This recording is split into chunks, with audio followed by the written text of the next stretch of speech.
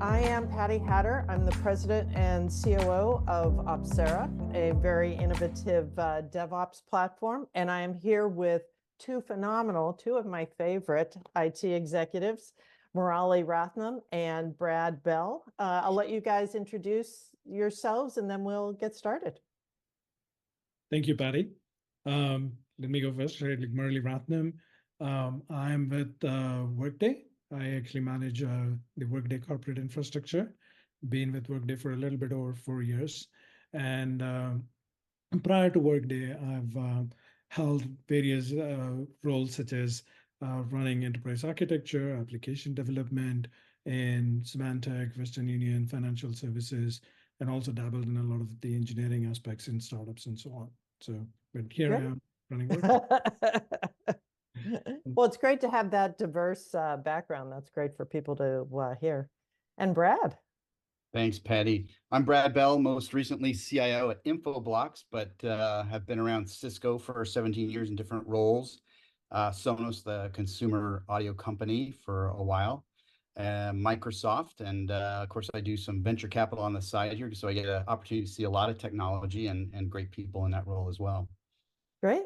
Fantastic. And thank you for you guys joining me today. So, since we're still in January, we're still allowed to talk about this, but with two great IT leaders, as we get started in the year, maybe let's reflect a little bit on what did you guys see, learn, what were the big ahas from 2023, and then we'll catch on to some of the key trends that you see coming up this year. But maybe start with what were you thinking about in 2023? What are the big takeaways for you? Murali, if we start with you. Sure. I think you could say 2023 has really been a impactful and transformational year, right? So there's been a lot of macro trends and aspects as well. I'd be remiss if I don't say AI in it. Every two words conversation starts and stops with that. But yeah, the two little letters that have actually impacted and transformed many aspects of the industry, right? But it has also been a year where there's continuously been a lot of aspects around security, right? And security and so on. Digital employee experience, transitioning to the cloud, those are being steady trends. And in IT, the space continues to get very complex, right? It's all about scale, it's about velocity, right? It's about agility and meeting the business needs. So those continue to ramp up, right? Right.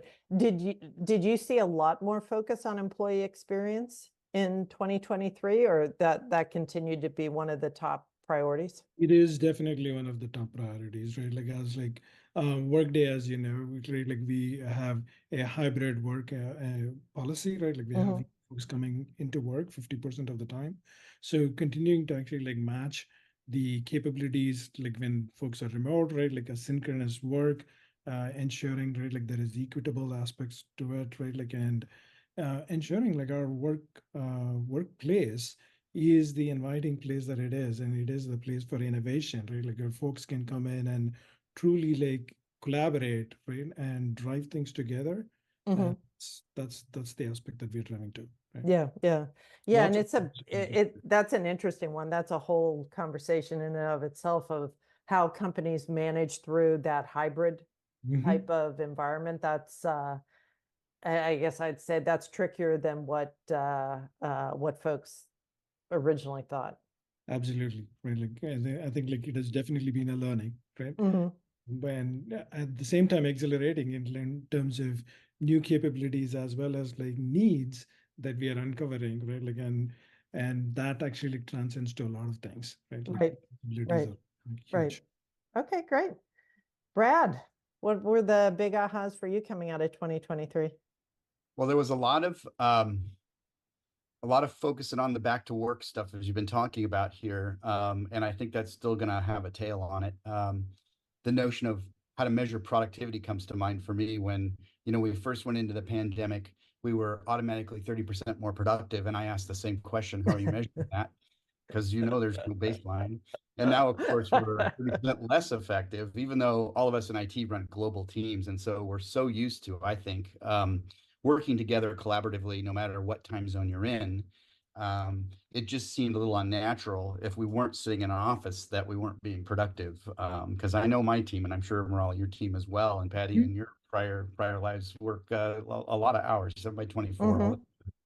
And so I think there was a lot of debate about how to slice this. Do you mandate it or not? We've seen that emerge in different ways, different companies mandating things versus others taking a softer approach. And some of it's based on, I think, size as well. So who has the weight and power versus the smaller companies may use it as a stickiness tool to recruit, saying, hey, you've got work-life balance built into our model here. So what works for you works for us.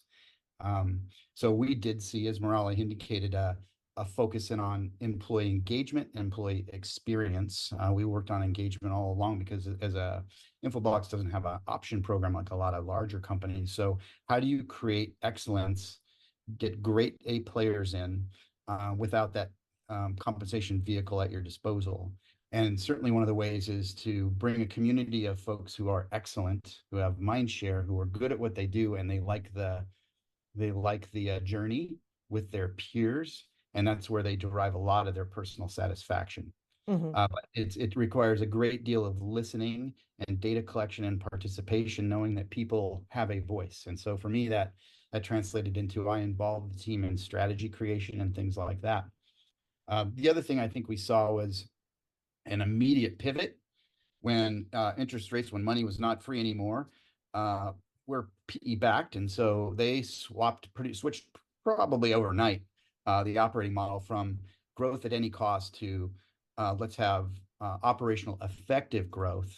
And luckily we had a little bit of both. And so our valuation wasn't based on, hey, you're cloud native anymore. It's we have an ARR model that's reoccurring and growing at a rate that's pretty impressive. And so balancing those things, yet also being able to communicate the things you've done or accrued, not just because it's a trigger point for us this last year, hey, save money, but illustrate, in our case, we have taken 400 apps out of our portfolio in the last 3 years. We have rationalized it. We have built it into the target state architectures, if you will, for all the functions and the major platforms that we use to service our business community here. So that was a pretty big one. And then, of course, Murali did touch on this, the wonderful two-letter AI. We'd be remiss if we didn't talk about it. Taking the hype, I'm really interested, and there was a lot of hype. And so all the executives came down, we must be doing this now. And I said, well, we had this in cloud. We've had this in a number of different ways, right? As we all grew up in technology. For me, you have to separate it's an interesting technology, sure, but how do you actually implement it so it provides that effectiveness that everyone desires to get out of this? And that's where my head's at. That's what we're working on. So that's a few things anyway. Yeah, no, that's great.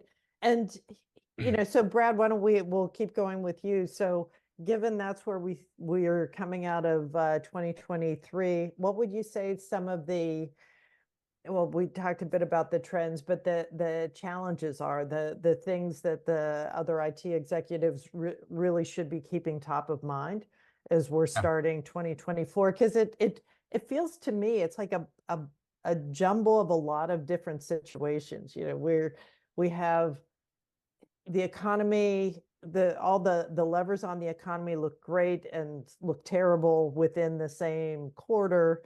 That swings budgets around. There's been a lot of puts and takes on the tech hiring and slowdowns in those worlds, and that all has implications on the budgets. And then just a drive to move so much more quickly, and IT is really the accelerant, or it needs to be the accelerant for most organizations of how to do that. So, what are some things that you're seeing of IT executives really need to be mindful of going into this year? I think, Patty, when you talk about accelerating IT, that came out very clearly and almost at any cost. With regards to staffing levels, it's just here we expect way more out of what you're doing for the company, even if you are doing really well, right? So how do you crack that nut? I think no matter what, I've always tried to apply the managing technology as a business, we'll call it. Right. So if you're not doing that today, you need to immediately, because you need to articulate the support versus, you know, your run costs versus your dev or new costs, and then that can drive a lot of useful conversations around how fast you want to go, what's it really take, and here's the part of the organization that's still working on sustaining operations, for example. So the more operationally effective and efficient we can get there, the more we can flip those resources to dev and sort of live within our envelope if we're flat or downward trending. I call that self-funding innovations. But it all starts with this sort of financial view, the business view. It's not just technology for technology's sake. And that goes across the board, whether you're talking about optimizing your portfolio, which it shouldn't be an event-based thing. It should be built in architecturally to how you think and run.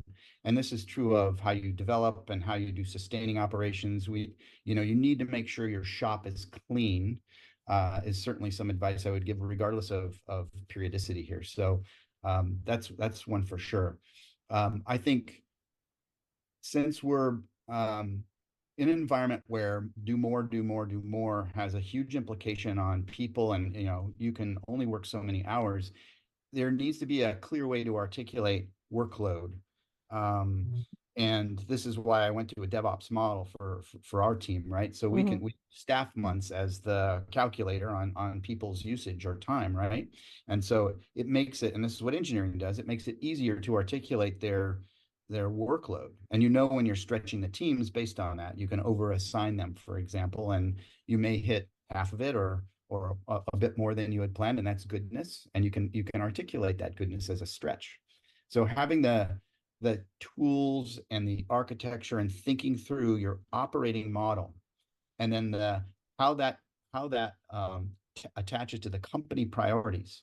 When someone says do twice as much, I turn around and say, well, can you rank the priorities of the company? Right. Because if you're asking the entire company to do that, generally it slows things down overall, is what I've noticed in my career. If you're effective at 3 things and you go to 10, you'll get all 10 done. It'll just take longer, and that's just a mathematical model. And so being able to work with the executive team on that operating model and how it overlays onto the company's strategy, so you can actually put the biggest impacting workloads ahead in front of you and prioritize them for the business so they get the most amount of benefit sooner rather than later. If you're able to have that conversation, it's open door. It's a very valuable thing to have, recognizing that may change tomorrow.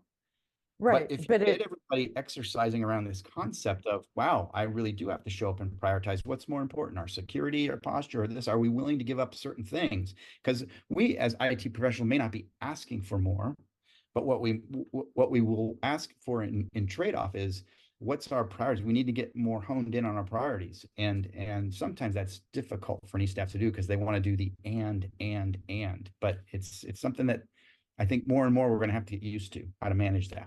Completely couldn't agree more. And the whole notion of thinking of IT from a portfolio, the business's overall portfolio.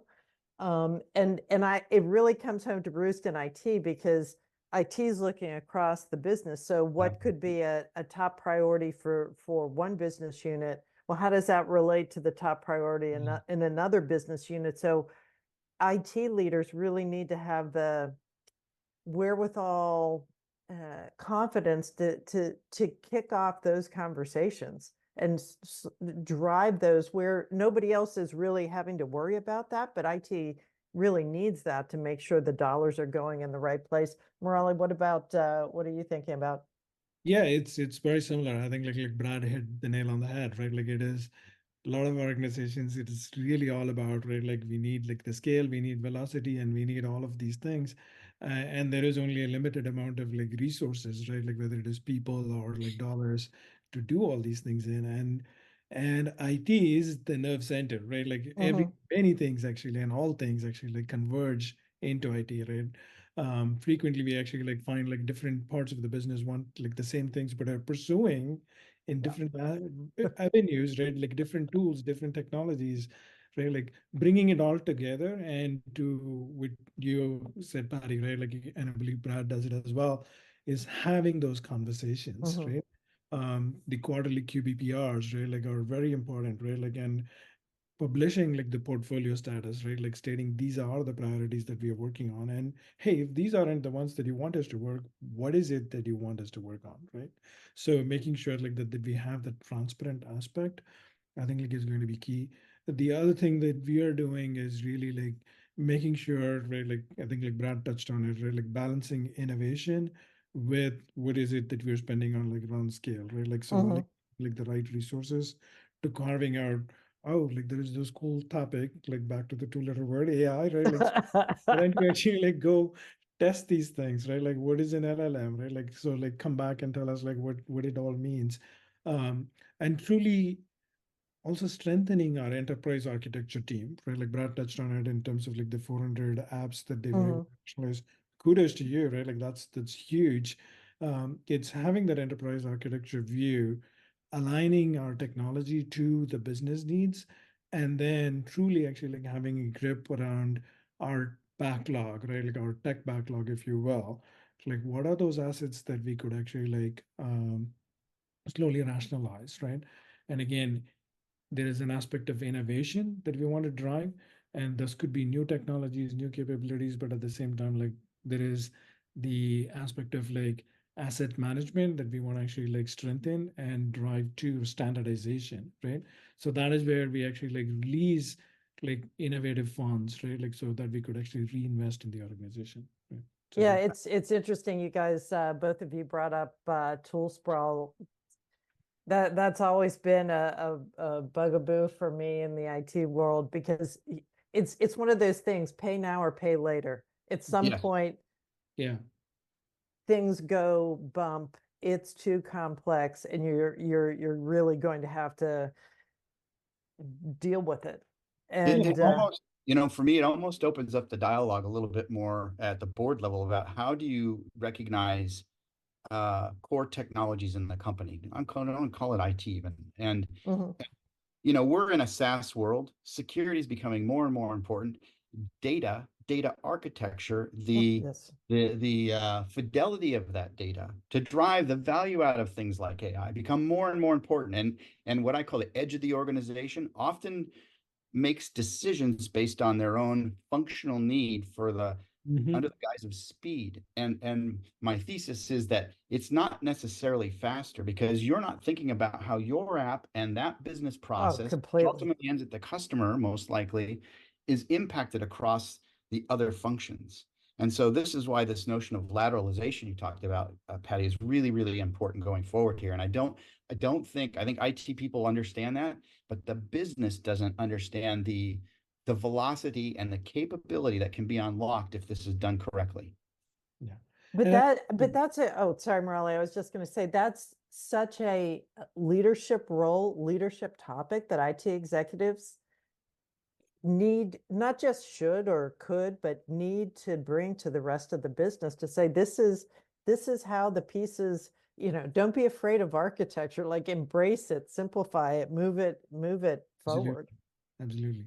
I think like it is having those conversations at all levels, right? Like it's connecting procurement, connecting finance, right? Like knowing what actually gets spent by expensing on credit card, right? Like really, and then having that follow-up conversation to say like, hey, what is the problem that you're trying to solve, right?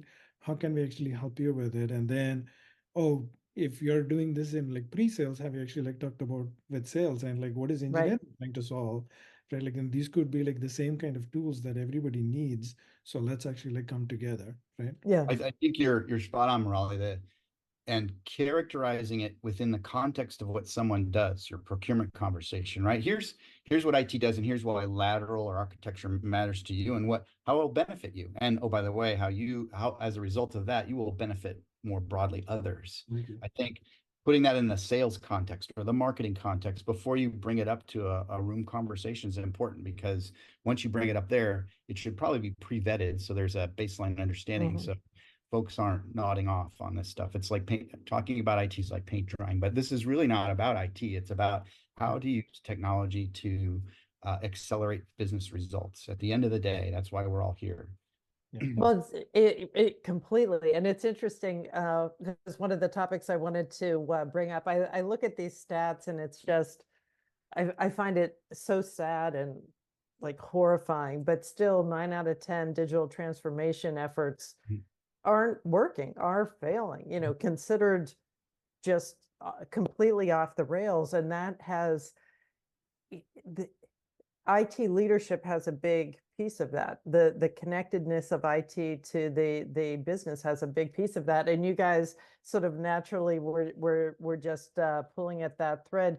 Anything else? Any other tips? Because it's so important. It's such an opportunity for, you know, more junior IT leaders, for more senior IT leaders to play the necessary and critical role that they need to in the broader enterprises that they're in, but they need to bring, you know, Brad and Murali, both to your points earlier, bring a business perspective and help people relate between what are the corporate goals, and then how is IT playing, what is IT doing, what is IT's role to really help move that needle forward. So when you look at what could be or should be, and then you see these stats that are still, you know, as a, you know, across a lot of companies, IT still has such a room to grow there. Any, you know, words of wisdom, you know, thoughts that you could sort of help encourage some of the IT leaders, even at a junior level, of how to think differently, how to engage differently? I think some of this also has to be unlocked at the e-staff level. You need a little bit of grace there, right, to have a conversation. Yes. And I always like to employ a bit of the consulting methodology when I roll things out. So if you start from the functional level at a lower level and explain, because that's where you can get into a detailed conversation, because you're swimming in the same technology base essentially, where they're providing the service or you're providing on the service behalf of them. And you get that buy-off and understanding. And so when you go in, their conversations with their leadership team is the same as the IT folks with their leadership team. So they're getting a similar conversation. And you can layer it up to the head of sales, where you can say, look, here's how I've worked with your team. I always like to tie the top of the organizational goals to the bottom of the execution layer, and how what we're doing is accruing to, in this case, a sales goal to accelerate your markets by X or whatever it happens to be. I am going to jointly sign up with you on that target, and I'm going to help you hit it because I am partly responsible. I feel my skin is in this game with you. I'm your partner in this. Okay. And so let's do this together. And let's report on it together. If you can do that with sort of 2x2s with the functions in IT, that becomes a real strong vehicle, especially in an e-staff where the CEO is sitting there, the CFO, and they want to see that partnership, right? So that would be at least some of the tricks of the trade that I might employ. How about you, Murali? Oh yeah, definitely. Like plenty of scars on the back, right? Like so. As we all have. Yeah. So I think like the learnings is really more growing through the ranks. The learnings is really more outcomes versus output, right? So it is Yes. really like, what is the outcome we're all trying to achieve versus, oh, I'm not trying to actually like just deploy an application, right? How do you plan to use it? What is it that you're trying to drive, right? Like, so being very clear about it, and Brad said it at like, again, at all levels, right? Like and truly making sure like the team understands it, right? Like, and we are very clear about the why, right? Like, so that will help, right? Like, and ensuring it has the right business prioritization across multiple stakeholders, right? Like, so it's the same priority in sales, support, security is signed up to actually like evaluate and like streamline it through, right? Like, and in BT, we have like the prioritized resources to deliver against it, right? So, and safeguarding those aspects, right? Like as we go through those things, really. Yeah. I think like that's been the key, right? Like, and really not signing up again, ensuring we have an effective portfolio, right? Like, so prioritization is actually like protected, right? Yeah, yeah. And it's interesting, Murali, maybe we'll go to this topic since you mentioned deployment. So another stat, this I love being at Opsera, but So Gartner's prediction is by 2027, 75% of organizations are going to move from DevOps point solutions, you know, the busy PowerPoint slides that we look at that have, you know, a plethora of different tools, to a DevOps platform. So from 25% now, really under 25% now, to 75% in just a couple of years. So it's a huge shift that Gartner's predicting. So you guys, again, love you both, fantastic IT leaders, also happen to be Opsera customers that we love. So you guys have been on the front end of really trying to drive DevOps, not just tooling, but processes, teams, the skill sets you have. So as you know, definitely more organizations are earlier on that journey than you guys both are. Maybe Murali, if we start with you, what are some of the things, like the top handful of items that you'd say really are most important as a company, as an enterprise starting that DevOps journey in IT, and it really applies on the product engineering side also? Yeah, I think like it is the same similar themes that are driving the why, right? Like, so it's IT complexity is increasing, right? The velocity that we need to actually like deliver aspects, right, is very high. Agility is key. Transparency is absolutely important. So we actually, like to Brad's point, have the visibility on developer productivity and so on. And overall, really, we need to ensure quality, right, like, and security as well, right? And we have a federated aspect of tools, right, like disparate systems. The visibility is totally lost, right? Like we all may know, but like there is, how do I know what is actually going on, right? Like from anyone's lens, it's trying to actually like figure out like what's going on where, and like correlating everything, right? Like really just becomes a nightmare, right? It's very easy to miss. And part of why we started on this journey is we had different tools, right? Like we have Salesforce, we have our own platforms, custom applications. We have huge data footprint that is actually growing. How do we truly actually like get everything in one platform, right? Like one pane of glass, if you will, right? That's, and to ensure like that we have the resiliency, right? Like we have the quality checks, we have the security checks built in. So we partnered with our security teams. We actually like aligned with our application platform leads, and that's what we are driving it. And I think like it's definitely working out. Now I can't look back and think about like, oh, why are we still, why were we still doing things the way we are doing it, right? Right. Right. So it's a combination of really having different collaborative conversations across the organization, probably some different processes and skill sets within your team, as well as the tooling piece. Absolutely. Right. Yeah. Hey, Brad. Oh, sorry, Murali, go ahead. I was just going to add, right, like since you mentioned tooling, right, like it is easy to manage all of these SaaS-based platforms, right? Like there is inbuilt capability that comes in that we could just turn on with a flick of a switch, right? Like, so that helps us get to a level baseline really quick, and then we can actually innovate from there. Okay, great, fantastic. Brad, how about yourself? I look at this, so this whole space, you know, and to be fair, I'm a customer, but there's a reason I don't just buy stuff because it's cool. It serves a purpose and it's architected well, and it goes with my sort of guiding principles of in this case, cloud first. I think about core versus context. When Patty, you mentioned the industry is ripe for consolidation, you're spot on. There's a habit of, you know, there's a plague of not invented here, you know, so our value is to string together the 12 tools that everybody else uses and create this dashboard.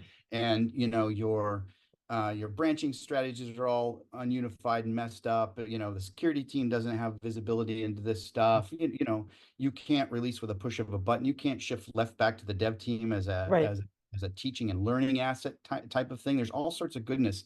You know, we do this for sales with SFDC, we do it in marketing, we do it in Workday. For the people side of thing, having a consolidated SaaS-based first-party SaaS product with a common object model that that proxies, all this noise down there, when you talk about our prior conversations earlier, you talk about portfolio remediation and manage that effectively. You talk about better utilization at a higher security level, and I can move faster, cheaper. It fits. And this is ripe. And this is why we picked this. You know, I had to push my team to think differently. They were going down the traditional path. And I said, check this company out. This is worth looking at. Plus, it's built, I'll just do it. We love it. It's built by people. And when Brad says this at company, he scale. is referring to Opsera. Yes. It's built by folks who have done this at scale in super complex environments and done it all. And so that's impressive to me because, you know, these folks have been in the trenches and worked this stuff in really difficult situations and made it successful. And they took some time out and thought about, how would I do this if I had to do it over again and rethink this and make it cloud native? And so it's global. It's got, you know, the right kind of permissions around who accesses data and what the right kind of reporting, the single pane of glass Murali mentioned. It solves a ton of problems. It also pushes back qualitative aspects of how to code correctly. So it's a teaching lens as well for a lot of developers when you shift that code left instead of going out to release and then find a bug and have a bad customer experience. So this is nothing but goodness all the way around here. Yeah. Yeah. As you guys were talking, it really reminded me, even just back to the beginning of our conversation around architecture, tool sprawl, how to simplify and be much more mindful from what's connected to what, how do you, you know, to your, Brad, the 400 different tools that you've been able to pull out of the architecture. That's one thing that, you know, not to do a pitch for Opsera, but it is very much a architecture, you know, mindful of the architecture, how to make it simple. Yes. Consolidate underneath, but do it in your own time frame, so you don't have to rip and replace. You can consolidate as you're ready.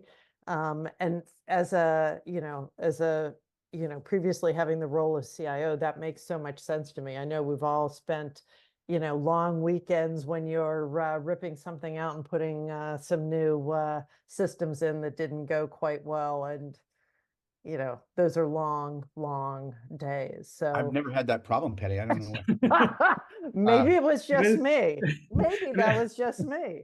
No, But it does. I mean, if you think about applying this to, you know, all your first party assets, like this is another consolidation play. I can push because we're not necessarily coding or configuring in those apps. There's some coding depending on what your architecture looks like, but being able to take that level of capability and putting it through the same pipelining process as if you were doing development, you know, commercial development on a product, it's so powerful.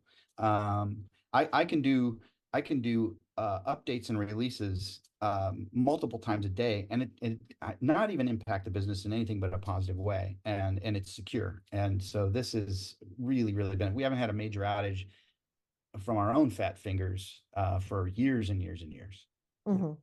And I think like there is something like really nice when you can do everything on the same one platform, right? Whether it is actually deploying Salesforce or whether you're pushing infrastructure as code and standing up a cloud environment, right? Like and you can see the agility with which the developers can move, and it doesn't happen in Brad's world, but like there is resilience. If you roll back and I don't know what you guys are doing.